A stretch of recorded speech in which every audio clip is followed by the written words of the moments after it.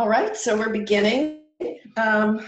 Greetings and welcome, everyone. I'm Caroline Staten with TransitionUS, and I wanted to welcome everyone to our webinar today with Jerry Koch-Gonzalez and Jennifer Rao, and a recent cohort of people from all over the world, including 3 of us from TransitionUS, who participated in a 10-session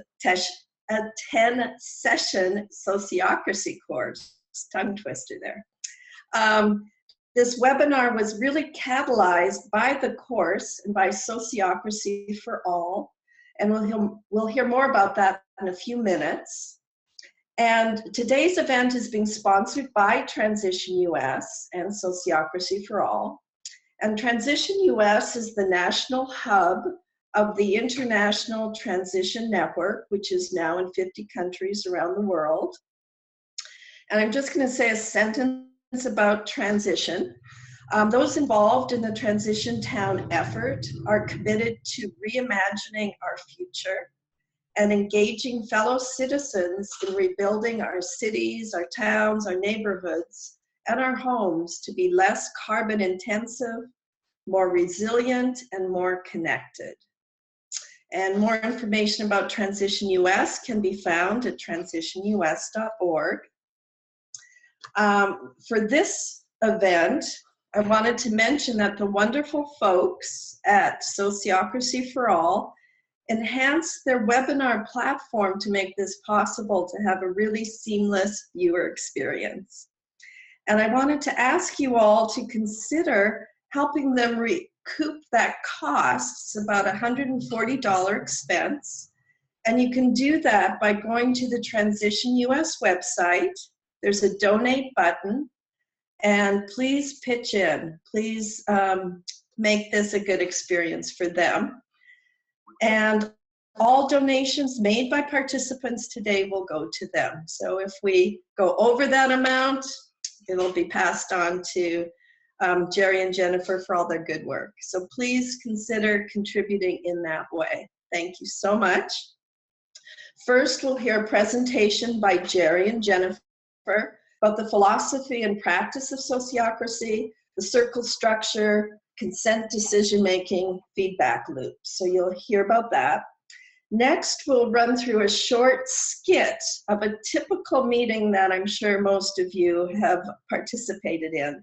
And then we'll do a quick round of a meeting held in a sociocratic fashion. We'll hear a debrief of these, and then we'll also hear from the participants who have been taking the course some ways that they're using sociocracy in their work and in their lives. We'll have a Q&A session and then some closing remarks from our presenters. So that's the scope of today's time together. And without further ado, I'd like to introduce Jerry and Jennifer. So Jerry has helped companies and organizations implement sociocracy to create adaptive and effective organizations where all members' voices matter. He is a consultant and certified trainer in both dynamic governance, sociocracy, and compassionate communication, the NVC model, with a focus on governance, decision-making, communication skills, and conflict resolution. And Jerry's currently CEO of the Sociocracy Consulting Group. And there's more information about Jerry's bio and lots of great stuff he's done on our website at transitionus.org for this event, and also, of course, on their webpage, Sociocracy For All. And Jennifer is a PhD linguist, a songwriter, mother of 5 daughters. She moved from Germany to the US in 2010 and into the Amherst, Massachusetts Pioneer Valley co-housing community 2 years later. And she's dived into the NVC model and sociocracy and began producing sociocracy videos and co-founded Sociocracy For All and its Sociocracy Leadership Program. And she's inspired about giving people the knowledge and the power to have a successful group experience. So again, more information about Jennifer and Jerry on our event page and on Sociocracy for All. And I'm turning it over to Jerry and Jennifer for the presentation. Take it away. Thank you very much. So I'm going to share a few slides here. We're going to start with what we're sure you've all experienced. Sometimes there's frustration. And we think like, hey, you know, didn't we already talk about this a million times? Do we have to talk about this again? Sometimes we get confused, like, what exactly are we doing here? Like, why are we talking about this? Where's this going? And the next thing is sometimes we get upset because we would like people to listen more to what we're saying. I would like to focus a little bit on each of those three situations. One typical answer and a practice that sociocracy has is that we talk in rounds. So what that is that we have a circle. By the way, it's a little bit of lag time till you see the slides, so I'm noticing that. Okay. And a round means nothing else than just everybody talks one by one. That's all it is. No rocket science at all. And the benefits of that is that we have a safe space to talk. And we have a good space to listen. So it's not only that we have a way of talking without feeling that we're going to be interrupted very soon, but it's also that when we know it's not our turn because we're talking one by one, we have a better place from which we can listen. So the goal of what we want to have in sociocracy is real listening. So like in that picture, you know, how everybody's really paying attention because they're not waiting for their turn right now. They have time to just sit and listen. And that's the ideal of what we want to do. The impact that has on a group is actually pretty immense. And that is our meetings become more effective. We can make better use of our time. The next thing is that we will also have more ideas out there because people feel safer in talking and we have better listening. All the ideas that people have, they will actually bring to the table and we actually can hear them. So that's a huge advantage of rounds. And the other thing is that it's not the person who speaks more or just is more dominant in the way they show up in a meeting. Not only those people are heard, but everybody can be heard. We're just going one by one, and even the people who tend to not speak in groups will be heard when you do a round. So we can actually live the idea that everybody's voice matters. Let's look at the other one. Second feeling that often comes up is just confusion. So what are we doing here? And that often points to just lack of clarity in general. There are many answers to that. One answer is that we like to have circles. So what is a circle? A circle is just a group of people, and we know who's in and who is out. It has defined membership, and they have an aim. So I tried to symbolize that with a gear in the middle. So they know what they're doing. That's their job. What that does is that those who actually form around that aim, those people who actually work together, they make decisions together. So the people who work in one domain, they meet and they make decisions about how they want to shape their work. And that is also the origin of the word sociocracy. In case you've been wondering, that's what it is. Socios are those who associate together and they govern together. So what are the benefits of having small circles? One is that groups will have full authority. So they have their domain and they can make decisions about their domain. We have clarity about who does what because it is all laid out. There's no way we cannot understand what the other circles are doing, what we're supposed to do. It's just being very clear about that.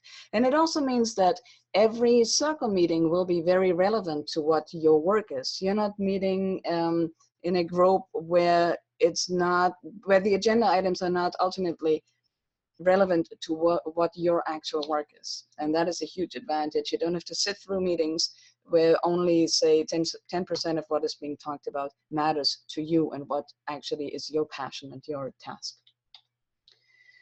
Circles are one aspect of it, but it gets even better when you combine what we call linking. So now we're combining several circles, and you can see those two overlapping circles there. What that is the two people who are in the overlap, they are full members of both of those circles. And that way we can transport information from one circle to the other. And you can think of it as in a hierarchical organization, it would be the top-down link and the bottom-up link. But I didn't even make it hierarchical with up and down, because really it's not about hierarchy in terms of domination or power over. It is just that that other circle will have a broader aim of what they're doing. Okay, so how does that work? Now, just looking at those circles, we can now link two sort of sub-circles, if we want to call it that, more specific circles under a circle. But we can do that like basically infinitely. We can have all kinds of circles under other circles that all teach and take a more specific domain from what the whole organization is actually doing. The benefits of that is everything is taken care of. Each little piece has its place, and everything, everything is dealt within a circle. The other thing is transparency. Everybody can look at this organizational structure and understand who is doing what. Another thing is that everybody's voice will be heard. And why that is because I was mentioning earlier the two people in the overlap are part of both circles. And now they can transport information. For instance, here we have out of that little circle with that green arrow, we have information that is carried on to the next circle.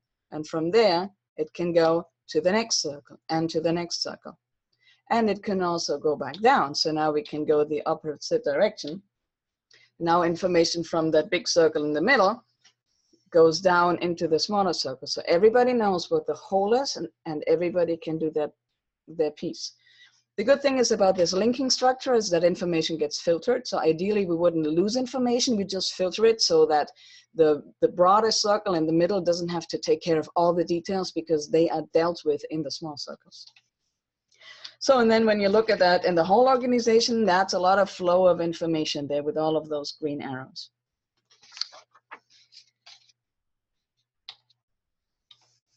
Third one.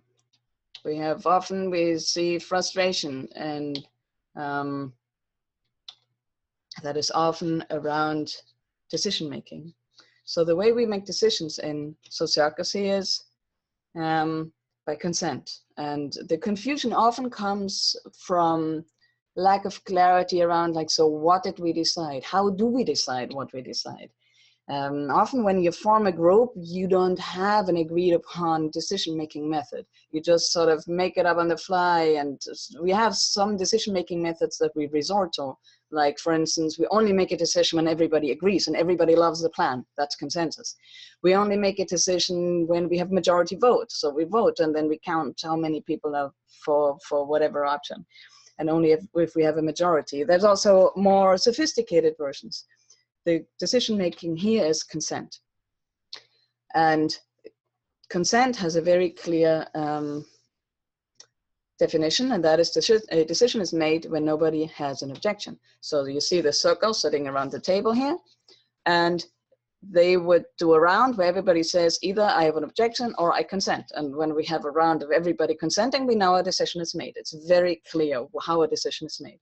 The good thing is that way nobody can be ignored, because if there is an objection, then we will hear it. But also, it is fairly easy to make a decision as a group. We don't have to aim for a decision where everybody completely loves the plan. We just have to aim for a decision that everybody can live with, or work with. That means they have no objection. And as I said earlier, we are clear about what we decide. I sit in on many groups, and it's actually very interesting that sometimes groups are not clear about what they actually decided and whether they actually made a decision and so on. And all these issues we can get rid of if we have a clear decision-making method like consent.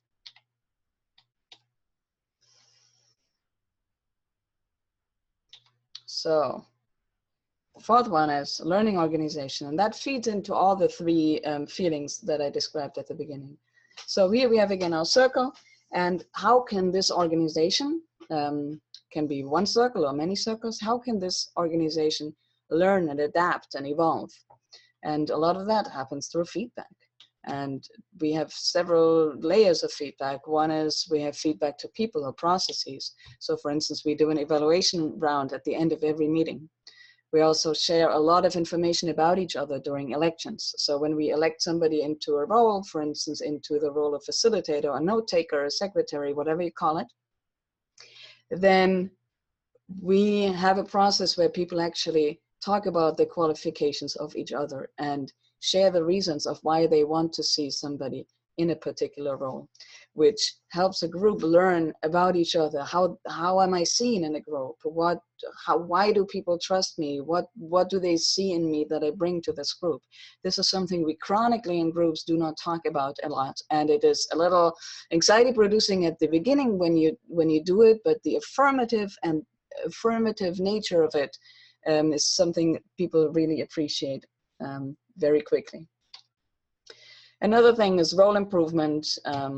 So if somebody's in a role, we do role improvement processes where we evaluate how people are doing and what they should do more of, or what needs improvement. We also have feedback about product or content, and you can see here on the table and for the group, the 3 keywords: lead, do, measure. We plan an action, carry it out, see what happened, adapt. Or maybe, maybe this time we should do it a little differently, and we start over. All the policies that we make in Sociocracy have a term end. So for instance, we try something out for 6 months, and then we look at it again. And we can just say, yeah, that worked great. And we just, it's quick consent to just do it again, or we will adjust. But we won't have policies that are out of date because they're not really suitable anymore. But we look at them again and really actually try to keep everything current, because we make policy to serve us, to help us do our job. Also, for the feedback and the learning, what Sociocracy provides is a built-in support system. If you remember the double link, I'm going to see that in a second. Here we have the 2 people that are full members of both circles. So if that circle that is sitting around the table has an issue and does not know what to do with something, what they can do is ask the next circle. So, dear parent circle, do you have an idea for us? We don't know what to do. There's also different circles within the system that you can help. But what I like is just the idea of having your support system right around you. And there is a mechanism of how circles help each other. So my summary here is those were the things that we started out with, the feelings of frustration, confusion, and sometimes people even get annoyed in meetings. And the answers to that is, okay, we need a clear decision-making method. What Sociocracy offers is consent. We sometimes get confused because we don't know what actually our task is. We need an organizational structure that is transparent and that makes it clear to us of who does what and how that happens. So that's the organizational structure that Sociocracy offered. The other one is we need to listen to each other so we learn what's going on. So we need a way of learning and evolving together. And that is what we do by evaluation and improvement feedback loops. There are different terms for that, but it all means the same. It means looking at what actually the impact is of what you're doing. We call, here in SOFA, we call Sociocracy the operating system of the new economy, because we see that many groups around the new economy in a collaborative culture need a decision-making like that is not drawing on old power over structures. So if you think in power over of dominance and ultimately some form of violence, what Sociocracy does is it puts an end to that and then replaces it by shared power or power with. The nice thing about Sociocracy is also that when gets into it a little, and for many people that is actually has an almost addictive nature, is that the single items are very easy, but the how they interact with each other and how the different methods and principles reinforce each other, that is when it gets really fun. Okay. Now I'm gonna pass this on to Jerry. I'm gonna stop sharing, so you're gonna see us now. And now it's on Jerry. It's explaining what the next step is. Okay. So you've gotten the big overview of how sociocracy works and what it's about. We want to give you a more particular view now. We're going to show you two skits, sort of the before and after sociocracy. The context that we're setting up is completely invented. The pretend is that what follows is a meeting of a committee of a local transition team organization. And they are deciding on what movie to show for an upcoming event. None of the movie titles that we name here actually exist, so don't get your hopes up. And then we're going to run through the old way, take a pause, and then run through the sociocratic way, and then we'll talk a little bit about the differences that we see between them. So if we are ready, Florence, Florence is the facilitator of this group, so she will start us off. So next on our agenda item is figuring out what movie we're going to screen at our event in September. Peter prepared a list of options. Do you want to get us started, Peter? Yes, so I did some research on movies that came out in the last 12 months, and I put together this list here.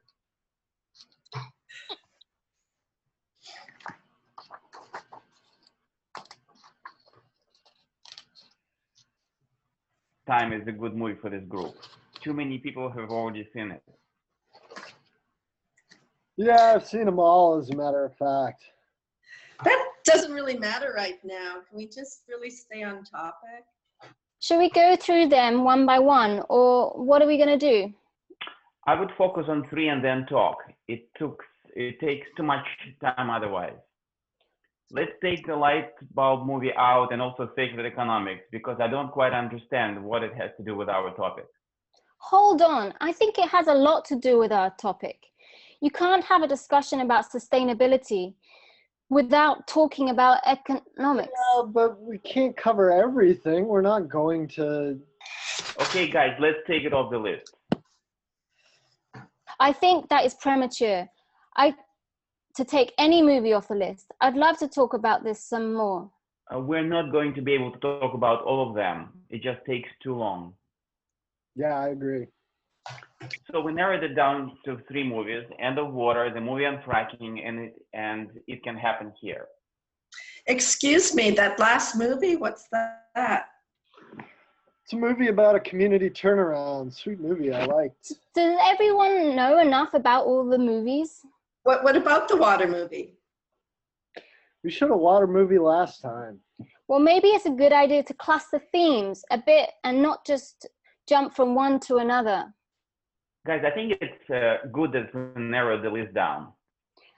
Well, but that's just a decision you made. Yeah, I was not in on that decision either. Just vote.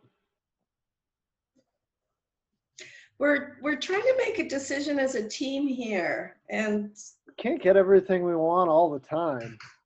Excuse me, can I say something? Let's do a vote on the top 3 movies.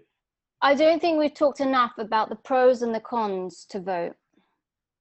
I'd rather talk until we all agree. I need to leave in 10 minutes. I think The End of Water, even though it's a depressing movie, it can really get people together. The way I look at it, the neighborhood movie represents best what we're trying to do in this group. Yeah, but fracking is where the energy is right now. And that brings me back to the water. People are just starting to wake up to the facts. I think we need a decision on how we're going to make a decision. Just vote. That's fair. Okay, who is for The End of Water? And I still don't, so Florence, that's you. I still don't know anything about that movie. Now, who is for the community movie? I am. Caroline. And who is for fracking movie? Me. All right, fracking it is. Oh, so where can we get this movie? I think it costs money to screen. Oh, really? Well, then let's do the community movie then. I know that one's free. Wait a second. We already decided and we can't change our mind now. Okay, great. Thank you. Thank you for our amateur actors here. That's the first skit, and you can see all the various kinds of issues that arise in that. We're gonna not talk about the skit right now, but just go on to the next one, and then we'll sort of compare the two. So now this is the same group of people having the same meeting to make the same decision about the next movie, but now they're doing it with what they've learned in the sociocratic way of trying to do meetings, where everybody's voice matters. So Florence, the facilitator, will start us off again. So the next agenda item is figuring out what movie we're going to screen at our event in September. Peter prepared a list of options. Do you want to get us started, Peter? Yeah, so I did some research on movies from the past 12 months, and I came up with this list of 5 movies. You can see them. Great. Thank you, Peter. Would you like to say something about each movie? I think not everyone knows all the movies. At least I don't. Sure. So the first one is The End of Water. It's a little bit depressing, but it would go with the theme that we had earlier. Then there's Frack Me, which is a really good fracking movie with some information that was new to me. The third one is One Light Bulb at a Time, the most recent of the movies, which might increase the chances of it being interesting to people. And the fourth one is Sacred Economics, slightly off our radar, but could be a good addition, I thought. And then there's It Can Happen Here. That's a movie about a community turnaround in Wisconsin. Okay, let's do a selection process, because that way we'll all get some information about the movies from each other. Normally, when we elect people, we make a list of qualifications. I think it's enough to read out our committee aim. Peter, could you read it for us? I happen to have it here. Organizing educational presentations and generating community projects that demonstrate what's possible and responsible. Okay, with our committee aim in mind, let's take a moment and each of us write down which movie to nominate. Okay, remember, we want to hear your original nomination and why you chose it. That's valuable input for everyone. And we don't want to narrow it down too early. You'll be able to change your mind in the second round after we've heard from everyone. Let's start. Victor, then Caroline. I nominate Frack Me because the fracking issue is still the hottest one right now. Thank you. Caroline, then myself. I nominate One Light Bulb at a Time because I've seen it and I don't want to take the risk of showing an unknown movie. It matches the criteria and not everyone has seen it. Great, thanks, Caroline. I nominate the water movie because it builds well on the fracking issue where so much of the energy has been. That way we could broaden the perspective a little. Peter? I nominate It Can Happen Here because it's kind of a feel-good true story movie. And it's not depressing like the water and fracking movies can be. It presents an alternative, and I'd like people to leave the room inspired and not depressed. Okay, Don. Yeah, I'd also like to nominate It Could Happen Here. It's uplifting and inspiring, positive, and touches on all the key topics. Okay, let's do a change round. We've heard from everyone. What do you think now? Victor and then Caroline.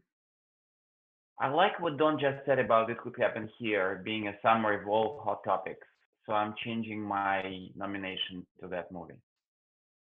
Caroline, then myself.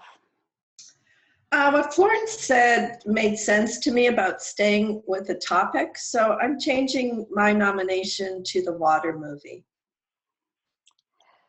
I'd like to do the water movie because it also covers the fracking and all the things I said earlier. I think we should stay with a theme. Peter and then Don. Of course, I'd be okay with any movie since I picked them all for the list, but I'm staying with my nomination of It Can Happen Here. I'd like to see where people take this movie. It might lead us into an interesting discussion and follow-up. I'm sticking with my nomination of It Could Happen Here. Good movie, uplifting, all the reasons I stated before. Okay, here's what I've heard. I propose It Could Happen Here because it's inspiring, a good summary of issues, might motivate discussions and action. Let's see if there are any objections. We'll do the same order for the consent round. Victor, then Caroline. I consent. Okay, Caroline. I object. Okay, Caroline. Can we come back to you after I hear from the others? I'm next and I consent. Peter and then Don. Consent. No objections. Thanks, everyone. Caroline, tell us what's going on for you. Well, I guess I'm stuck on what you said earlier, Florence, about staying with one topic.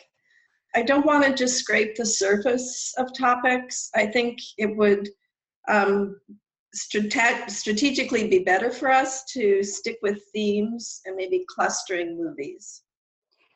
Thanks, Caroline. I love that you brought this up.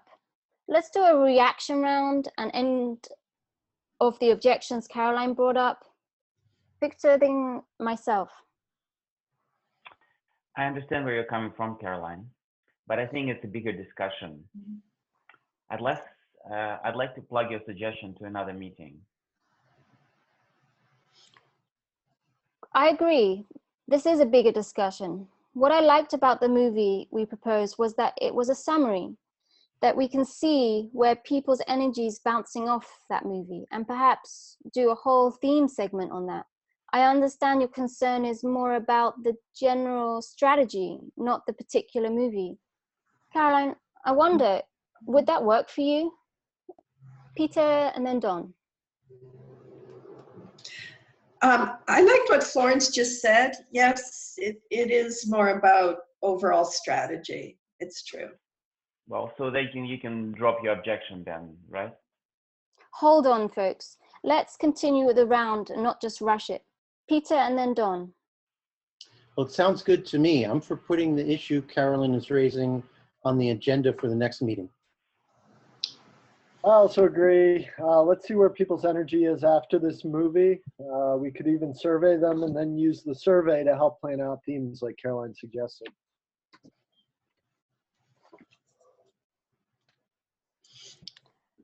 However, I'd like to decide the movie today so we can announce it. Okay, let me check in with Caroline. Are you able to consent if we talk about the big picture theme at our next meeting? Yes, definitely. I really feel heard about the objection, and thank you all for doing that, and love how this all ended up. Okay, sounds like we've got a consent and an exciting topic for next time. Thank you, everyone. Okay, yay, thank you, our Transition Town Committee, for having gone through this and making a decision. We want to just now going to talk a little bit about what we saw. You might have noticed within the comparison of the two meetings. So in the original one, you heard people repeating themselves. You heard people interrupting each other. In contrast, in the rounds of the sociocratic form of the decision making, people were listening to each other. There was, in the original, a lack of clarity about how they were going to make the decision, kind of bouncing around. Shall we vote? What are we going to do? In the sociocratic form, there was clarity about the steps of the decision making and how everybody was moving through them. There was not that much information shared in the original. People led with their opinions and so didn't quite share the clarity of what was each movie about. In the Sociocratic way, the information was given clearly up front, and then more information was shared as people went through their rounds of sharing. So in the old way, often people lead with their opinions before real understanding, before really listening to each other. With Sociocracy, we're getting the information first, and then we base our opinions on that information. So in the first skit, people are going off topic. The decisions are coming undone, repeating themselves in that way. The rounds in the Sociocratic way keep people on topic and keep people moving forward. In the old way, some voices dominate. Sometimes that comes out of dynamics of gender or race or class, whatever that may, or individual personalities. In the Sociocratic way, everyone's voice matters. You have that space to speak and to be heard. And those are just some of the things. We could probably come up with some more aspects of what's different between the two. For instance, one, and that is that one of the people, Peter here, was actually not even talking a lot in the original, in the first skit, and in the second skit he had actually quite a big role in every round and in information sharing, and he was really able to share what kind of what he found out about the movie very early on. The rounds really support quieter people to have the space to speak up without interruption, and it also gives some parameters to the people who tend to speak a lot or repeatedly or at length to monitor more their participation in a more equalized way. So I hope you're taking some notes on this or coming up with some questions. We've got a couple more things we want to tell you about. One is, who's doing Sociocracy? This is a completely new process. Well, it has been around for 40 years. Started in a company in the Netherlands, Endenburg Elektronik, but it is spreading throughout the world in cooperatives like Blue Scorcher Bakery in Astoria, Oregon. And you can see a little bit of the design of their organizational structure in the picture there. And it is spreading into co-housing, for example, Cohabitat Quebec in Quebec, Canada, and in Pioneer Valley Co-Housing Community, where Jennifer and I both live. And you can see there the design of the general circles and the department circles, the sub-circles, and so on. And it's also being done in nonprofits, for example, Time Banks, our own local Valley Time Trade here in Massachusetts, is run sociocratically. And on a larger scale, the Children's Parliament of India is the largest sociocratic organization. They have thousands and thousands of circle members.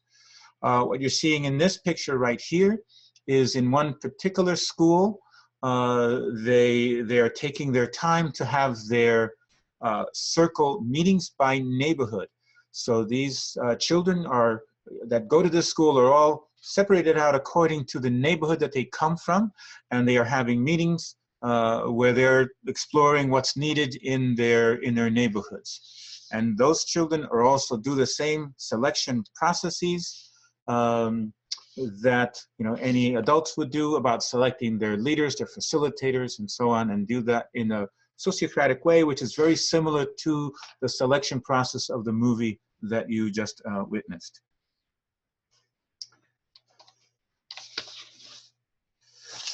And if I just want you to imagine, like you can see this picture of these young people. So this is not simply for example, a white person's thing to do or a European Western thing to do. This is an accessible way of running an organization. It can be done by anyone all over the world. And if we can imagine what can happen when all of our businesses, all of our entities, all of our organizations are running sociocratically. So the food co-op, and we have the worker co-ops, working on the bicycles, and we have the worker co-ops working on the food production, and the transportation co-ops, and the school co-ops. All of these cooperatives running sociocratically, interlinked with each other for mutual benefit, so that it's clear that everyone's voice matters in wherever sector they are participating in, and all the sectors can influence each other for the mutual good of the society through that, all the double linking and interlinking of the sectors and the circles. And what's next? I think at this point, I want to just give it back to the group of folks who have been involved with studying sociocracy for the last 9-10 weeks, and ask them to share what has been useful to you in learning sociocracy. How have you already putting it into practice? What have been the insights? What's been meaningful or key for you? And I will call on Don first, and then Florence. Okay. Well, hello, everybody. Don Hall from Sarasota, Florida, and TransitionUS. And I took this sociocracy leadership training because I've been involved in the transition movement for nearly 10 years now, and think that it has a lot to offer the transition movement. I think that the decision-making process that you've been seeing a little bit about here in the webinar could be really useful to transition groups and other social change initiatives in terms of lending some structure to the impulse towards inclusivity that's so strong in our movement. We're really good at bringing people together, hearing all voices, but we also need to make progress and be efficient while we're doing that. Otherwise, people often get discouraged. So I think sociocracy can help with that. I also think that the circle structure of sociocracy is very similar to what's been described in transition materials as the ideal structure for a transition initiative, evolving to a core group with various working groups and representatives of those working groups sitting on the core group. You can also link in a board of directors with that. So I think it has a real natural fit with where transition is headed. And then I think the feedback part of sociocracy is really essential for the transition initiative to evolve over time, which is something that we all need to do. And I think it's a place where our movement is headed. I think sometimes practicing sociocracy at first can feel a little foreign or forced, as with anything else. As we practice it more, it becomes more and more efficient, more and more fluid, more like second nature. And then finally, I would say that, you know, a transition group doesn't necessarily need to implement all aspects of sociocracy at once, but to take something that you found useful from this and begin trying to integrate it into how you work together in your group. I think that spending time to do this, to learn how to work better together, is one of the most important things you can do for your transition initiative, because really the source of the quality and power of our work in the community really comes from the quality of our interactions in our groups. So really appreciate Jerry and Jennifer and everybody else who has been part of this training, and look forward to hearing everybody else's responses. Okay, thank you, Don. Florence, and then John. So hi everyone, my name's Florence. I've been part of taking this SALT training and on sociocracy. And yeah, I first decided to take it because I felt like communication and running efficient meetings is such a key point, and I was looking for a more sort of holistic approach that sort of took everyone into an account. Yeah, and I've been working with a group this last year on creating eco-village, macro eco-village, and we've started implementing it and trying it out and seeing how it can be useful and helpful. And I'm really appreciative to Jerry and Jennifer for putting this on, and to all my classmates for making it a rich experience. Over to the next person. Okay, John and then Peter. Yeah, hi, this is John Holman. I'm from Oregon, USA, currently putting together a macrobiotic eco-village with Florence and 3 other people, and using these sociocracy methods in our weekly meetings, and they're very effective. And there's more, or the meetings are more organized.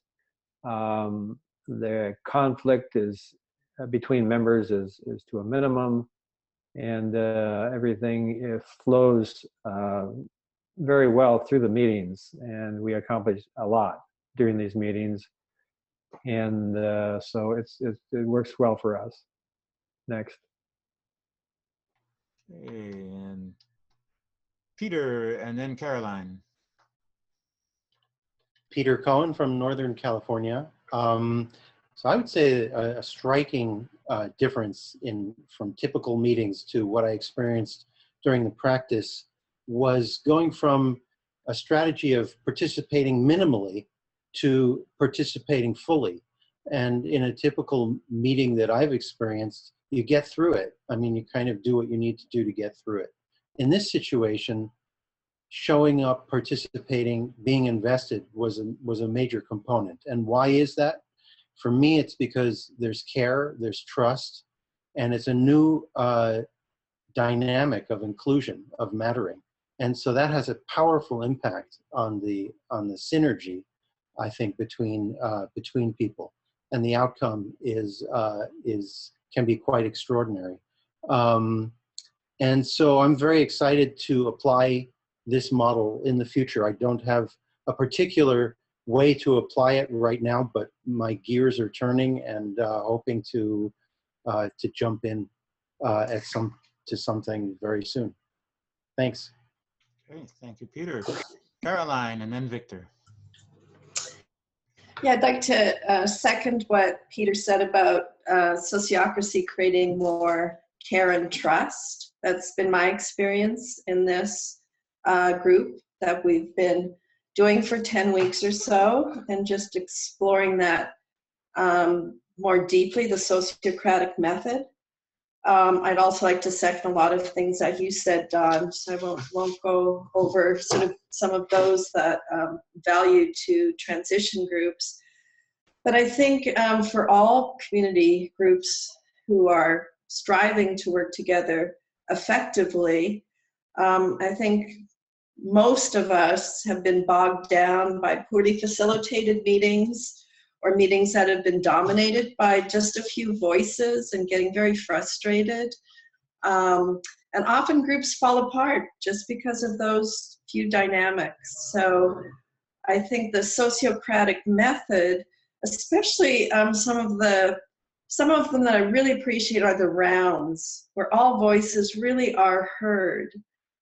Just doing that and incorporating that can make a big difference in allowing everyone, as Peter said, to be more of a full participant. So those kind of structures can easily be implemented for people that don't know much about sociocracy. So that would be one thing that people could implement right off the bat that could really, really help. I think another important aspect to sociocracy that I really appreciate is the consent.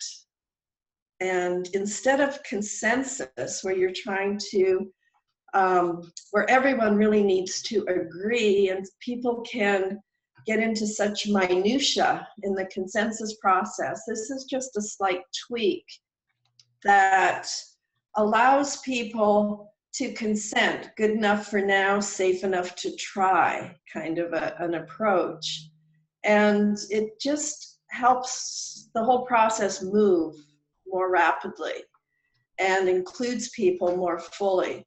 So I think there's really something here, and I'm excited about bringing it into more of our transition meetings and even internationally, transition across the world. That's the format that we are using as well. So I think just as this whole movement gets more familiar with it, it'll get richer and easier to work together across regions and nationally and internationally, and hopefully with other groups that are also implementing it. So I'm looking forward to just really shoring up this greater movement for building resilience. And I think this is one way we can approach doing that. So thank you. All right, thank you, Caroline. Let's hear from Victor, and then we're going to go to questions and answers from the audience. Victor. My name is Victor Gamovsky. I'm in Northern California. I've been doing sociocracy for 3 years now, and I'm taking this class to fine-tune my skills. My main interest is finding ways of working as a group without hierarchy, and ideally figuring out how we can work in large organizations without hierarchy still. There are several elements of sociocracy that are magical for me. One of them is how this respect and equivalence creates participation from the heart, which I value very much, especially in voluntary organizations. There's always this question, what would make people want to contribute? And sociocracy provides a framework where people are seen, respected, they're given space, and that in a beautiful way creates this magical participation. Interestingly enough, sociocracy also is very efficient. And that's because there's several beautiful structural elements of sociocracy, and we saw one today about how the decisions could be made in a more structured way. But there are several other elements, including the feedback loops, that make organization both resilient and effective. And so that I find it amazing. That's pretty much it. There is, in my experience, sociocracy is easy to start. In fact, trying to experiment with non-hierarchical system, I started to do sociocracy in my family, and it's working remarkably well. Everybody feels heard. We have much better understanding. Our 16-year-old feels very empowered, and even the sensitive issues like screen time were resolved in a very heartful way. So truly magical. Thank you. Okay. So what are we going to be doing next? Yes, there have been a few questions in the Q&A section that you all see, I hope. I hope you found that by now. I guess I'm just going to feed them to Jerry, and we'll let Jerry answer them because he enjoys that. So there's two questions around the same theme, and that is a very typical question, and that is, so now we have a group of 12 to 15 people. So somebody says, for instance, there's a steering group of people. And what if that has 12 or 15 people? Doing rounds on every topic would last forever. And related to that, let's use them together, is, so what if more people want to be part of the decision making, and how can we still use those tools and break it down into manageable group sizes? So how do we deal with scale sort of in that realm? Okay. So yeah, one of the basic concepts in sociocracy is driving the decision making to the most grassroots level, where those decisions can be made by the people who have the direct contact with that work. One of the challenges in many organizations is you have your board or your top circle, your highest body is doing too much. And if it's a group of 15, it may be too large. How do you then, can you name, you have in your large group of 15, you say you have your aim, you have the things that you're trying to do with that group. Can you break that down into different sectors, different components, and then divide up your larger group into smaller groups that can more directly focus and have authority to make decisions within the guidance that's given by the broader group, but still be able to be free within that guidance to make their decisions. And then the link is, the leader and delegate of each of those, maybe 3 component groups can come together and from time to time meet as what we call the general circle to make sure that cooperation, clarity, among the different work that the different circles are doing is that we're still holding that level of clarity and cooperation between them. No overlaps, no gaps in what we're trying to get done. For me, so delegation is a really central part. One other kind of related thing here is, talking about the size of groups. I like to think of the group size of, like the 5 to 9 kind of group works for me in that I can track kind of emotionally what is going on for people, and I can notice people's reactions. When it gets to be more than 9 people, I don't really know what's going on for everybody. I don't have a sense of that. So I'm starting to lose enough information. It's kind of like taking away an entire feedback loop, and I don't know what's going on in the whole. So I like to keep, particularly in groups that are making a lot of policy, to keep them on the smaller side. On the other hand, I would say that the group size really depends on how frequently you meet, how much time you spend together, and what's the nature of the work that you do. If you're doing a lot of policy making and it's fairly complex, then I'd want it to be smaller, but gather a lot of input. If there's mostly operational work, kind of we're doing the same thing over and over again, then it can be a larger group because there's not that much policy to make, and you're only going to get together, less frequently to talk about policy, and the range of policy is much smaller. It's like when if I want to plan an entire, farm, that's a lot of complexity. So people need to get together who have a piece of each part of the farm to be able to hold the whole. But when it comes to just the 10 by 10 plot that's over here, that's just doing, raising the cabbages, well, we don't need to have a lot of policy meetings about that. It's how deep do you plant the seeds, how far apart, etc. So it's a much more narrow frame of decision making. I would like to add one piece here, and that is also plays into the large group, small group thing, and that is when we know how decisions are made and we actually follow some protocol there is, sociocracy tends to lay out the processes in a way that we open up to the full range of information early on. That's what we tried to do in the skit. We had Peter, read his whole list of like, so what are those movies? What do we need to know in order to be able to make a decision instead of jumping into opinions? So when we're very aware of what those steps are, what we can do is we can have a small group of decision makers, but in the moments when it's appropriate, we can open up to feedback from as many people as you can sort of ask. You can survey 2,000 people, but 6 people make the decision. You can get ideas from 40 people, but 5 people make the decision. So that for me is one of the key elements of sociocracy, separating out feedback input from the decision makers. It doesn't have to be the same exact group that we gather input from that also then ends up making the decision.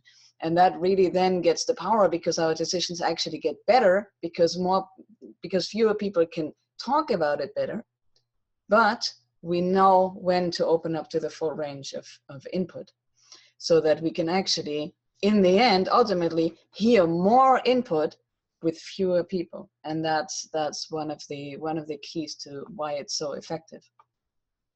So, and I was talking instead of looking at the next question. No, actually, I could say, just one other related thing. So I'd love to live in a completely cooperative society. And I can't be a completely active member of the housing cooperative and the food cooperative and the farming cooperative and the industrial cooperative and the transportation cooperative. I'm going to have to accept that I'm going to let go and trust other people to be making decisions about some sectors of life that impact me. And I will focus on where my attention, where I am most drawn to, where I have my expertise or my passion. And then if things do happen in other sectors that I'm not so happy about, I know that there's ways for me to be able to give input and be heard there without trying to take over what they're doing, and trust that they are the ones who have continuity of experience of trying to study their issues and working together, evolving their relationships with each other to do the best thinking that they can together. So there is an issue always here about those who have power now have to learn to share it. And those who don't have power now also have to learn to step up and take on some of the power. That's how we get to shared power. Okay, next question. And that is, do you have any examples of how conflict and more difficult decisions were handled? What do we do with complex decisions where people do not agree? How do we handle objections? That is really what it boils down to. How do we handle objections? Of course, there's many layers of this. The very first is what you saw in the skit. When Caroline had an objection to the movie, what happened next was, okay, let's do a round on that and hear from everybody their reaction to the objection. As we hear from everyone their reactions to the objection, we learn. We might get to understand that, well, nobody else really has that concern, and so the person who had the objection might let go, because like, oh, I see that nobody else shares that level of concern that I have, so I'm more at ease knowing that other people are confident. Or I might say, well, I still want to hold my objection because I'm worried about this piece.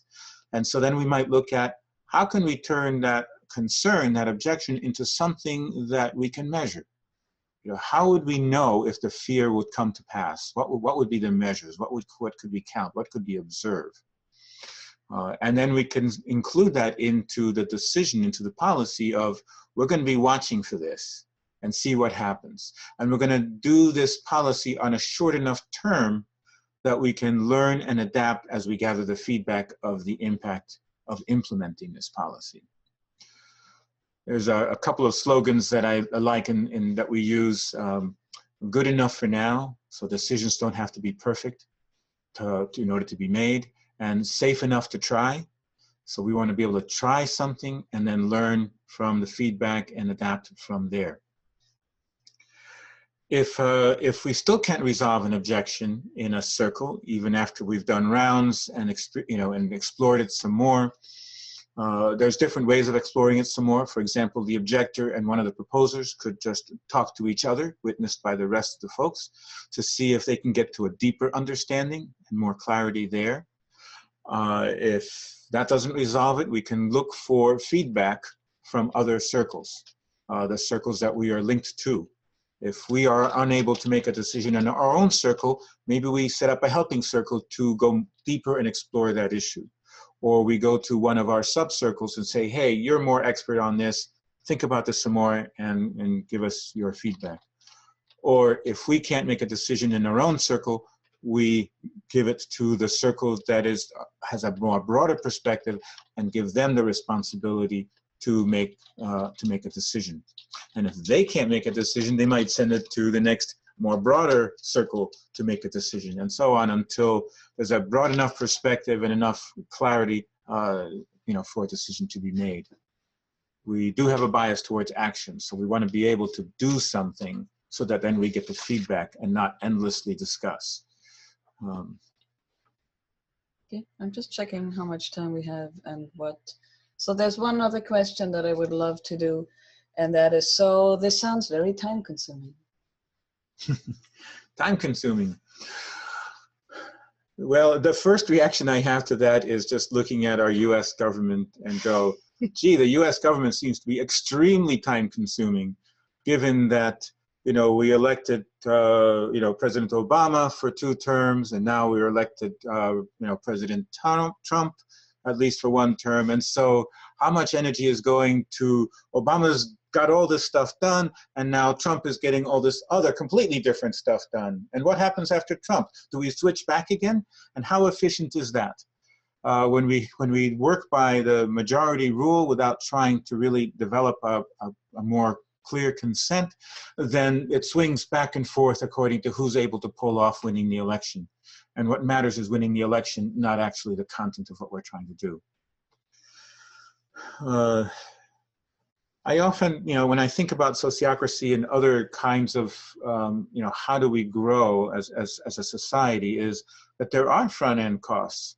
It takes some time to learn and practice, but once you get efficient with the practice, once you know what you're doing, it goes much faster. It's like when you start driving a car, it's, there's a lot of anxiety, you're slow to react, you worry about everything, but once you've been driving for 5 years, it's smooth. And that's true for a lot of things, whether it's, spiritual development, the yoga practice, playing tennis. I sure remember when I was learning to play tennis, it's like, oh my gosh, this is so time consuming trying to learn. But once learned, hey, this is fun. This look at the ball go back and forth, So that's short end costs versus long-term costs is part of the answer for me. Mm-hmm. For me, it is emphasizing again the how often do we in groups undo our own decisions, or argue about what we actually decided, or argue about how we're going to decide, or deal with the emotional cleanup of somebody 3 meetings ago saying this and that and how everybody is upset. We waste so much time that it's actually good to go slow and thorough. And the image that we use in sociocracy, and many what they call teal organizations use, is move together like a flock of birds or a school of fish. How they move together, and they all seem to sort of form its own organism, a collective that then you can't have a few people just already leaving. If you move together as a group, you might be a little slower, but you're all together, and it's sort of slow and steady, even if that sounds a little trite, but that's really what I experience too in the organizations that I'm a part of, that really works. The other thing is also building trust. So if you are in a group for a long time and that group operates sociocratically, then typically what happens is that we sort of already know to some extent where things are going to go. We know what our vibes are, and that smoothens things out quite a lot. My other remark is, it's actually amazing sometimes how hard it can be for people to change their ways. However, what we know about how children learn this, we talked to the person who has introduced, for instance, the Socratic election process with children that you saw sitting in India, that you saw sitting on the ground there in the school. And what he said was, oh, and they fall in love with it. They learn it in no time, he said, and they totally love it. Because for them, that becomes second nature. That's like many people here who've tried rounds, and their family can tell you that every 3-year-old can do a round. They pick it up. So that's just a matter of culture. And culture change, yes, culture change takes time. But that's what it is. We're not going to lie about that. That's what it is. And I think that's actually even one of the advantages of it, because it shows that there's actually some real change happening. It's not a quick fix. It's actually something changing. So, hold on, looking back. Can I make one more comment? Yes, you are allowed to make another comment. One of the other aspects of time is, in sociocracy, we say that every circle, every group needs to have a shared aim.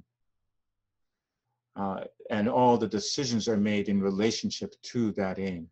One of the challenges, for example, with the US government is that we don't really have a shared aim. We've got competing aims. So in the context of US government, it's fairly challenging. But in the context of a transition town committee or a food co-op or a workers co-op or any other unit where people are coming together because they have a shared aim, then it's going to be much easier to arrive at decision making. And part of that challenge is to always keep bringing it back to, this is our aim. Is this decision that we're trying to make going to support our movement towards accomplishing that aim, or is it going to detract from that? Another question. We have another 10 minutes allotted to this. And Victor wants to say something. Okay. Let's open up to unmute yourself, Victor. And yes, I just want to say about time efficiency in meetings. Once people begin to trust that their voice matters and that they will be heard because they're around, they tend to be less anxious, they speak less, and the things become more and more effective. Just from observation, from my experience. Yeah. You know, an argument is people repeating themselves, thinking that by repeating themselves, the other person will actually hear. And often getting louder and louder, as if speaking more loudly means the other person will actually understand better. I have, oh, now there's another question, but I have one more question here for you to answer right now, and that is, can sociocracy work within democracy or vice versa? Can and do they work together? If so, can you give examples, and what would you say are the similarities or differences? Okay. Well, within sociocracy, where decisions are made by consent, you can have a consent decision to make a decision by any other means. So we could decide, okay, let's decide by consent that rather than going through all this discussion about these movies, we're just going to do a vote. Okay, we all agree to do that, then we just vote because we agreed to have a vote. So voting, majority rule, can live within sociocracy because we can choose it when we want to. Sociocracy within democracy, we can do it on, on the scale of any of our organizations that, we can operate within the larger world society and we can do our own sociocratic thing. The challenge with democracy is when it comes to the place where somebody's voice does not matter. And that's the distinction between sociocracy and, in a sense, majority rule democracy, where the voices that matter are the 51% and the other ones don't matter.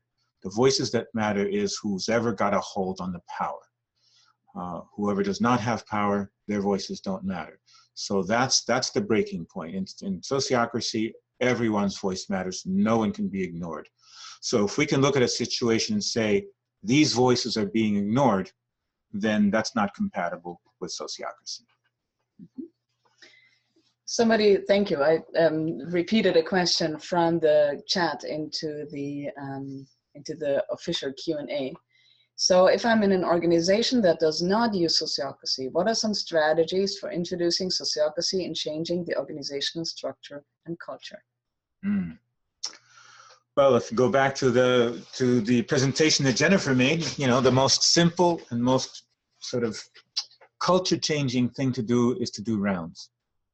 In many groups, it's popcorn. I say something and then you reply and then somebody else counters, and it's that back and forth and interrupting. And as we did in our first skit, some people don't even speak.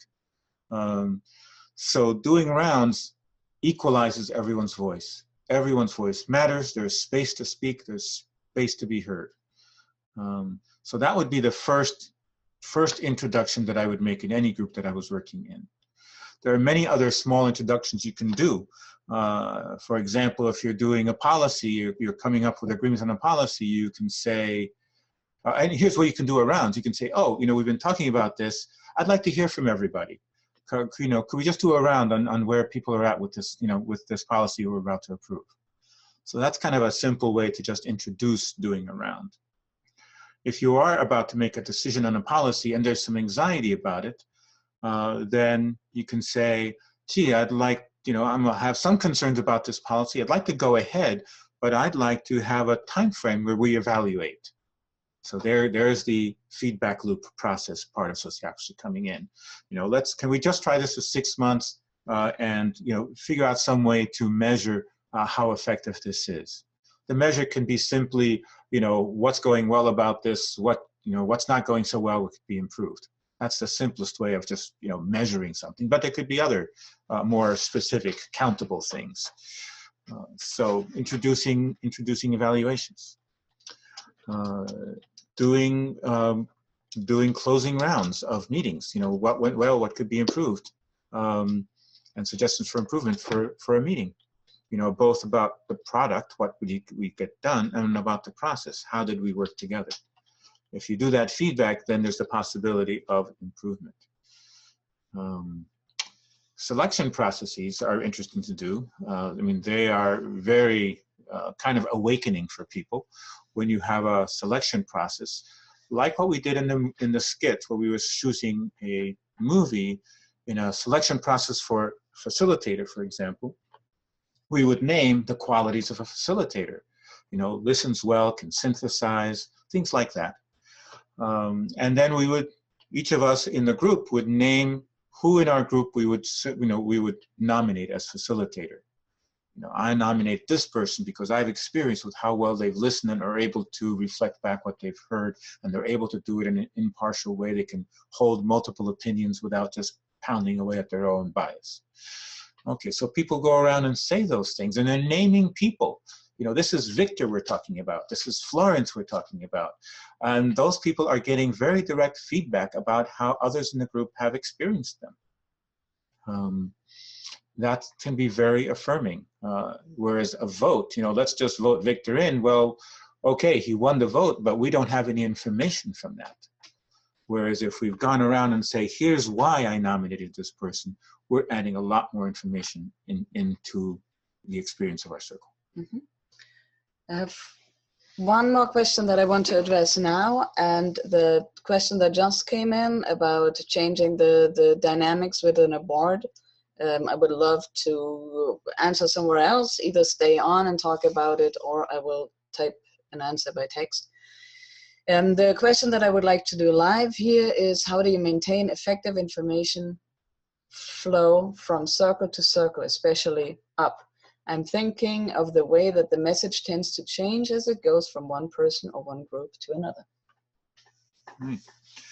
Well, in a typical hierarchical, you know, context, if I am the CEO and I ask my vice president, how's your department doing? Great. That's what my vice president says, because they want to make sure that, you know, they're covering their, you know what, making sure that, you know, they always want to present a positive face. But if it's double linking, if we've got both the vice president here and the delegate from that circle, now the level of honesty is going to increase. So that delegate is going to be saying, well, here's the experience that we're having in our circle, trying to carry out the policies that have been made. And we're running into this difficulty or that difficulty. Now, you know, we've increased, again, that information that is available. And that process goes from one end of the organization to the other. You know, the information going from delegate from one circle to the next is giving greater feedback that can then impact how the group as a whole functions. You want to add something to that? I did. Hold on, but now I forgot it, of course. Oh, I'm not sure if it I know I said it, but it's probably not clear enough, because hearing it once is typically not enough. And that is that the leader and delegate are full members of both circles. So it's not only that they report once and then the upper circle can do with it whatever. They are full members. They have consent rights. That is them. Okay. So for instance, if you have an organization with 4 department circles, you have leaders and delegates that form what we call the general circle, that is flow of information in the middle of the organization on an operational level. So now we have, from 4 department circles, we have 2 each. That makes 8 people in that general circle. So there's nobody else there. Those are the people who actually make the decisions. So we cannot be outnumbered or ignored, because we're right there, and we just heard the feedback in that other circle, the input, and now we're members of that higher circle or coordination circle, whatever you want to call it. And so our voice will definitely be heard there. Another thing is that also transparency does not only exclusively work over that flow of information through double linking. It is also just a culture of an organization. For instance, all meeting minutes are typically open to everybody in the organization. So there's a whole culture around being transparent, which is also necessary, because since a membership circle makes a decision about membership issues that affects everybody in the whole organization, they have to be transparent. Otherwise, people don't even know what the policy is. So that's another thing that people sometimes have to get used to. A a circle within an organization has full authority over their over their domain, I mean. So, for instance, membership makes decisions about membership. They could, in theory, increase the membership fee for everybody, not just for themselves. So they have to be transparent, and it always has to go back and forth. Our rule of thumb is when a circle makes a decision and there's outrage in the organization, then you didn't do your job of listening well enough. So that is very, very important feedback to hear. If there's outrage, you should have listened and you should have been more transparent. That's what you learn from that as a circle. Okay. One more bit about transparency, just want to name, is all the financial. Okay. So, all the books, the financial aspect of the organization is open to everyone. It's not something that's secretly held by the treasurer or by the board of directors or somebody. You're able to, wherever you are in the organization, you should be able to understand and have visible to you the financial aspects of the organization. Since that is such a key part of what drives, what holds an organization together and what drives it is what's happening with the money. You can follow the money because it's all available to you to understand. So as far my understanding is that Caroline says a few words, and then I'm going to give you 2 minutes of where you can go to learn more. So we're wrapping up. Caroline, yes. Yes, thank you so much to Jerry and Jennifer for introducing so many of us to Sociocracy. And I will give you an opportunity for some closing comments. I just wanted to mention a couple of things. There will be a recording. It'll be posted as a YouTube video on TransitionUS and also on Sociocracyforall.org. So please look at both of those websites. And just turning it back over to Jerry and Jennifer, and this will be our close. So I want to thank everyone who participated, and especially just deep thanks to Jerry and Jennifer for this work you're doing. Yeah, we spent quite some time together here in this group, and there were part of this cohort were also 2 other circles.